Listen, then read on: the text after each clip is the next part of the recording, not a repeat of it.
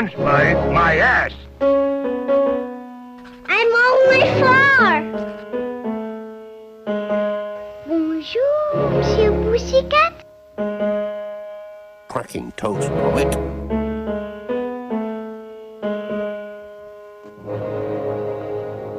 Start spreading the news. Hello everyone and welcome to the short podcast about short films. I'm your host and we are discussing the Academy Award for Best Animated Short. Today's episode is our 8th bonus episode where we look back at the last decade of animated shorts, see what trends there were, look ahead at the future of the category, and at the end I give my top 10 favorite nominees of the decade as well as my favorite non-nominated animated shorts. But before we get into that, I want to shout out my lovely guests who make this whole thing a lot more fun. Thank you to Sam Meltzer, Owen Daly, Christoph, Ronaldo Sosa, Jacob Sanchez, Luke Gill, Gordon McNulty, Zeta Short, Emily, Madeline Moss, and Casey Young. It's been such a pleasure talking about these films with you, and I can't wait for when each of you come back on the show again. So, the name on everyone's lips is gonna be CG. But I don't think it's as dominant as perhaps I have built up, or as people expect even, at least in terms of the category at hand. CG shorts only make up 4 of the 10 winners this decade, with another 4 winners being traditionally animated and 2 being stop motion. But the real way that computers have taken over the industry can be just more subtle ways. Many of those traditionally animated films use computers for coloring or to help with animating more difficult parts of the scene.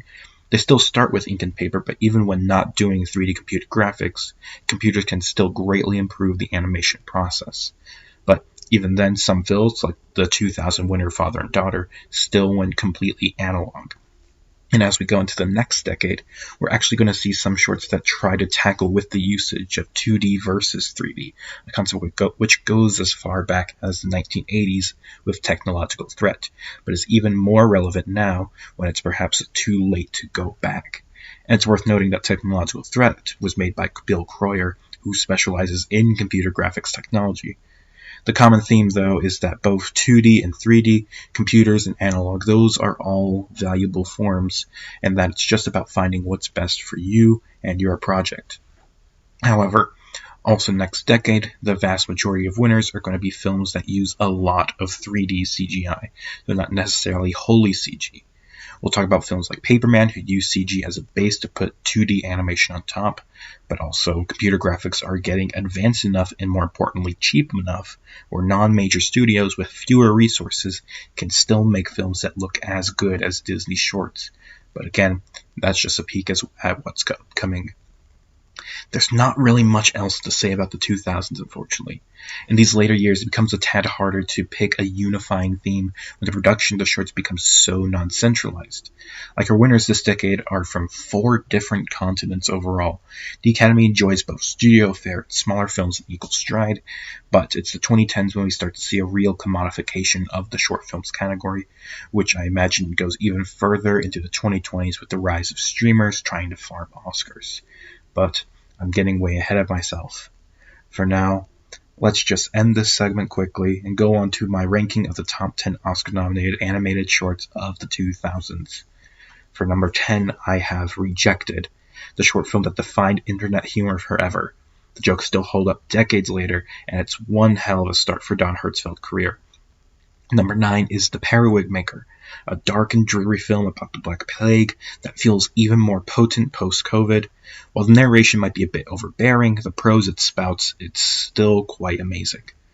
Number 8 is The Danish Poet.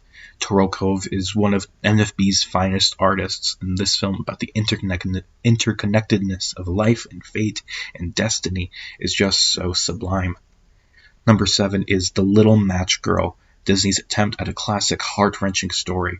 The original Hans Christian Andersen tale gives the film a lot of emotional heft to lean on, but there is still some gorgeous Disney imagery to behold as well.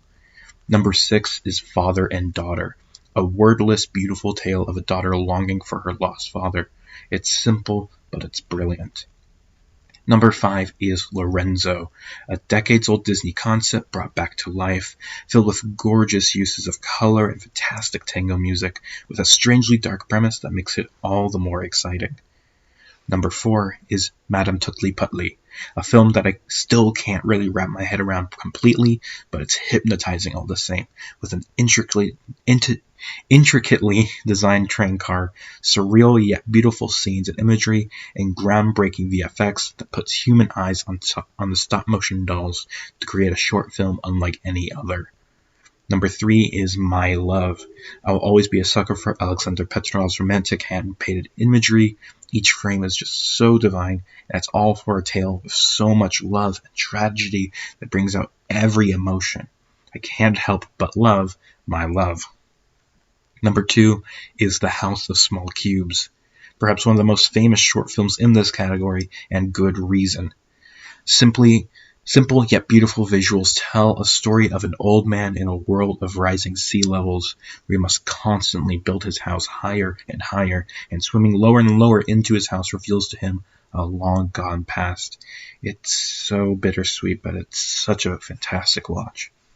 Number 1 is Destino.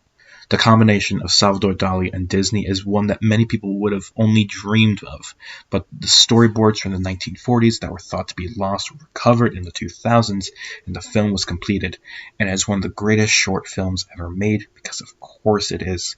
The surrealist imagery combined with the study of human movement and the Disney animation, it's just all such a perfect package that I just can't help but love. And that's my ranking. The shorts of the 2000s don't quite live up to the ones from decades on either side of it, but there's still some very quality films to talk about, both nominated and unnominated. For some unnominated films, though, my favorite is Paul Feierlinger's Still Life with Animated Dogs, a documentary about his life told through the dogs he's owned. We can talk about other films by people nominated this decade, like Adam Elliott's Brother or Koji Yamamura's A Country Doctor. Ryan Larkin wasn't technically nominated this decade, but the Oscar win for Ryan led him to make the film Spare Change, which is excellent, despite Larkin passing away before its completion.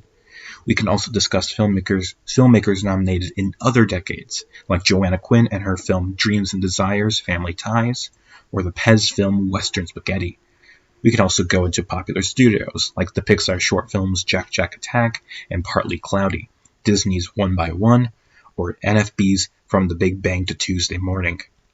And, lastly, I'll recommend Satoshi Kon's 1-minute film, Good Morning. That's all I have for you today. A bit of a shorter episode this time, but it's just because there wasn't really much to get into for this decade. But tune in next week for the start of the 2010s. For now, thank you, listener, for tuning in. This has been the Short Podcast about short films. Until next time, goodbye.